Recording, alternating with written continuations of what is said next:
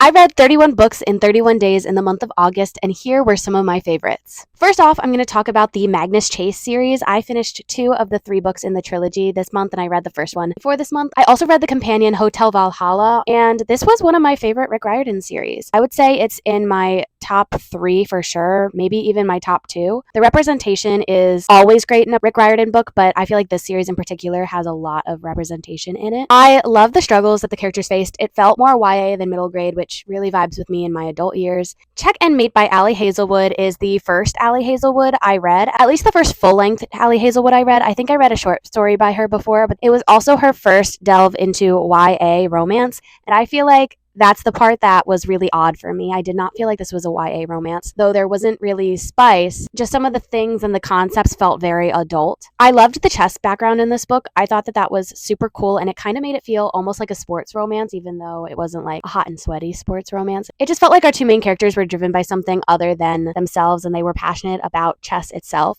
and that helped drive the rest of the story and make it really interesting from a romance perspective. Next, I read A Game of Gods by Scarlett St. Clair. This is the 6th book in the Hades x Persephone saga reading order. It is the 3rd book in the Hades saga with his POV, and I really enjoy this series in general. I read Persephone's perspective via audiobook and Hades' perspective via Kindle, and it's very interesting to see the differences in my thoughts that way. The plot follows the same plot as A Touch of Malice, just through Hades' perspective, and Hades' perspective always has a little bit more going on in terms of plot and world building. I enjoy reading both of their perspectives, and I cannot wait to read the final book in this series. The next book I want to talk about is All Superheroes Need PR by Elizabeth Stevens. This is the first book in the Supers in the City series, and I am very excited to keep going with it. This is a paranormal romance where he is an alien that fell to Earth as a kid and is now a rising superhero, and she runs a PR company. Loved the character motivations in this book. It did take a weird turn right at the end into like some severe paranormal situation, which felt a little odd at the end of the book, where the rest of it was very like fantasy romance, and then it turned very paranormal very quickly. But I also really enjoyed this one. We'll definitely be keeping an eye out for the next release that has not come out yet.